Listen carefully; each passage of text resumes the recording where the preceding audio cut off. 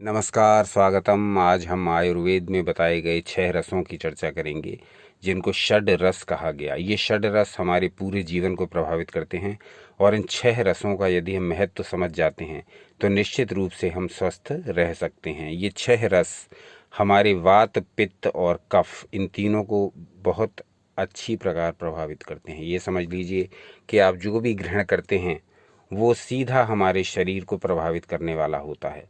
तो आयुर्वेद ने 6 प्रकार के रस बताए हैं। जो भी भोजन हम ग्रहण करते हैं, चाहे हम ब्रेकफास्ट ले रहे हैं, चाहे लंच ले रहे हैं, चाहे डिनर ले रहे हैं, लेकिन चाहे बीच में भी कुछ खा पी रहे हैं, लेकिन ये ध्यान रखिए कि हम इन 6 में से ही कोई ना कोई रस ग्रहण कर रहे हैं।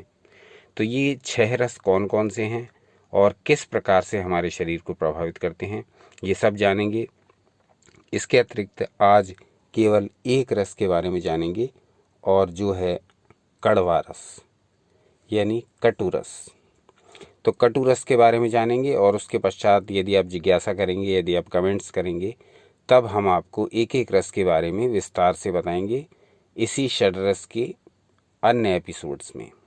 तो आज का जो हमारा वीडियो केंद्रित रहेगा वो रहेगा 6 रस किस प्रकार से हमें लेने चाहिए, किन किन रोगों में किन किन रसों को लेना चाहिए, और विशेष तौर से कड़वे रस पर चर्चा करेंगे कि इसका क्या कार्य है। आप कहेंगे तो धीरे धीरे सारे रस यानी 6 रस के बारे में विस्तार से बताएंगे।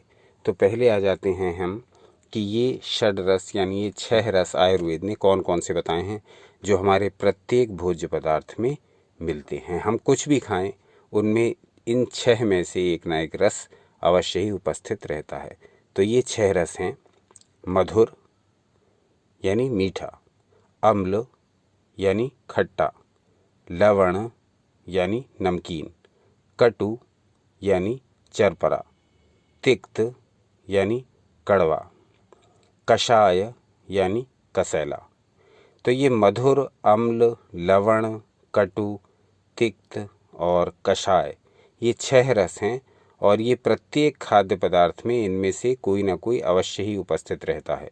तो हम पूरे दिन में जो भी भोजन करते हैं, जो भी भोज्य वस्तु ग्रहण करते हैं, भोज्य पदार्थ, उनमें से कोई ना कोई इन 6 रसों में से एक रस का सम्मिश्रण होता है, ये मान के चलिए। इसलिए आप जो भी खाएं वो ये ध्यान रख कर के खाएं कि हम किस रस की वस्तु ग्रहण कर रहे हैं, क्योंकि जिस रस की आप वस्तु ग्रहण कर रहे हैं उस रस का जो गुण है उसके अनुसार ही वो आपके शरीर को या तो लाभ देगा या हानि देगा। तो हमें पता होना चाहिए कि हम कौन सा रस ग्रहण कर रहे हैं और वो हमारे शरीर के लिए लाभदायक रहेगा या हानिप्रद रहेगा। अब हम आयुर्वेद के ग्रंथ हारीत संहिता से एक श्लोक ले रहे हैं, 2 श्लोक ले रहे हैं, 6ठा और 7वां, और ये श्लोक आपकी स्क्रीन पर भी प्रदर्शित हो रहे हैं। इन 2 श्लोकों में क्या बताया गया है? इन 2 श्लोकों में बताया गया है कि किन किन स्थितियों में कौन कौन से रस का सेवन नहीं करना चाहिए। वात, पित्त और कफ की रोग की अवस्था में, वात, पित्त और कफ बढ़ा हुआ हो तो हमें कौन कौन सी वस्तुएं, कौन कौन से रस के भोज्य पदार्थ नहीं ग्रहण करने हैं। तो आते हैं पॉइंट पर। 6ठा और 7वां श्लोक देखते हैं, आपकी स्क्रीन पर भी प्रदर्शित हो रहा है। कहा गया, समीरणे तु नोदेया कटुतिक्त कषायकः पित्ते कट्वम्ल लवणः स्वाद्वम्ल लवणः कफे। इन 2 श्लोकों में पूरी जानकारी दे दी गई है किस स्थिति में कौन से रस को ग्रहण नहीं करना चाहिए। सबसे पहले कहा गया, समीरणे तु नोदेया कटुतिक्त कषायकः। समीर का अर्थ होता है वायु। जो वायु दोष से पीड़ित है, जिसका वात बढ़ा हुआ है, जिसको वात रोग हो गए हैं, जिसको वात की समस्या रहती है, उसको कैसे रस वाले पदार्थ अधिक नहीं सेवन करनी चाहिए? वो हैं कटु, तिक्त और कषाय यानी चरपरा, कड़वा और कसैला। ये तीनों रस वायु को बढ़ाने वाले कहे गए हैं। अतः जो वात रोगी हो, जो वायु रोगों से पीड़ित हो, उसको चरपरा, कड़वा और कसैला रस वाला भोज्य पदार्थ लेने से बचना चाहिए। आगे कहा गया पित्ते कटुम्ल लवणः, पित्ते कटुम्ल लवणः, जो पित्त रोग से पीड़ित हो उसको कटु और अम्ल और लवण, ये 3 रस वाले पदार्थ नहीं खाने चाहिए। जिसका पित्त बढ़ा हुआ है उसको कटु, अम्ल और लवण पदार्थ नहीं खाने हैं। लवण रस वाले पदार्थ यानी चरपरे कटु हो गया, अम्ल खट्टा हो गया और लवण नमकीन हो गया। यानी जिसका पित्त बढ़ा हुआ हो उसको कड़वे, नमकीन, उसको चरपरे, नमकीन और खट्टे पदार्थ का सेवन करने से बचना चाहिए। इन रसों का सेवन करने से बचना चाहिए। आपको ये ऑब्जर्व करना चाहिए कि मैं जो पदार्थ खा रहा हूँ इनमें से कौन कौन से रस हैं। स्वाद हमने आपको बता दिए, मधुर का मीठा, अम्ल का खट्टा, लवण का नमकीन, कटु का चरपरा, तिक्त का कड़वा, कषाय का कसैला। इन रसों को पहचान करके वही चीज़ें ग्रहण करिए जो आपके लिए लाभकारी हों।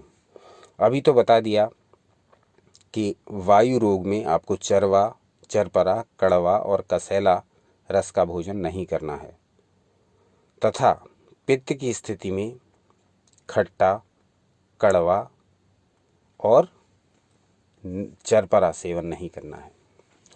इसके अतिरिक्त अब आती है कफ की समस्या। यदि हम कफ रोगों से पीड़ित हैं, यदि कफ की हमें समस्या रहती है, यदि हमारा कफ बढ़ा हुआ है, कफ की वृद्धि शरीर में रहती है, कफ से संबंधी रोगों से पीड़ित रहते हैं, तब आपको किन रसों का सेवन नहीं करना चाहिए ये बताया गया।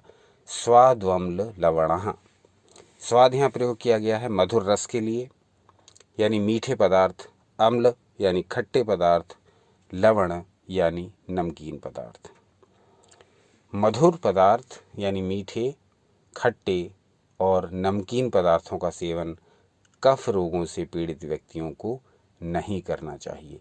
तो 6ठे और 7वें श्लोक में हारीत संहिता के ये स्पष्ट कर दिया गया है कि किन स्थितियों में किन रसों का सेवन हमको नहीं करना है।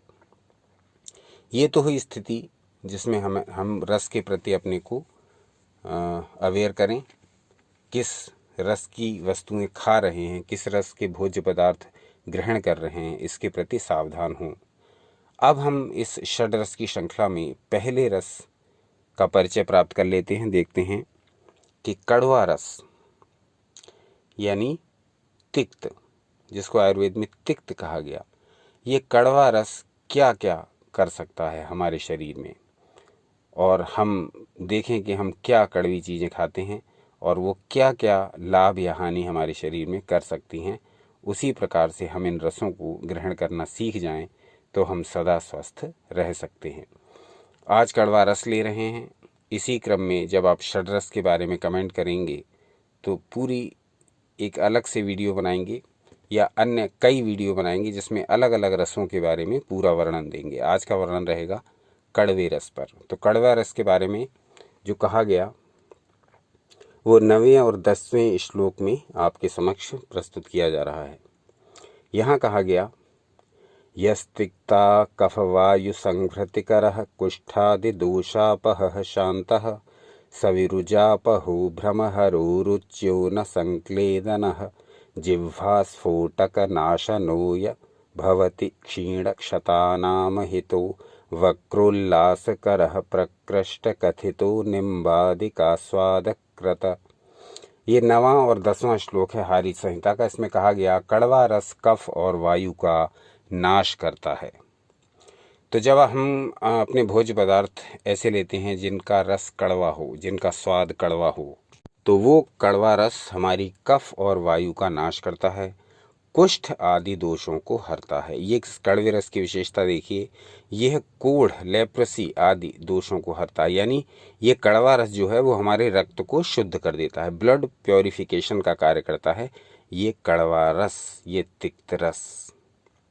आगे कहा गया भ्रम को हटाता है, भ्रम का हरता है, रुचिकर है, रुचि बढ़ाता है, भोजन में रुचि बढ़ाता है, जीभ की फुंसियाँ, कमजोरी और घाव को नष्ट करता है, मुख में आनंद करता है और नींबू आदि के स्वाद को बढ़ा देता है। खट्टे पदार्थों के स्वाद को ये कड़वा रस बढ़ा देता है।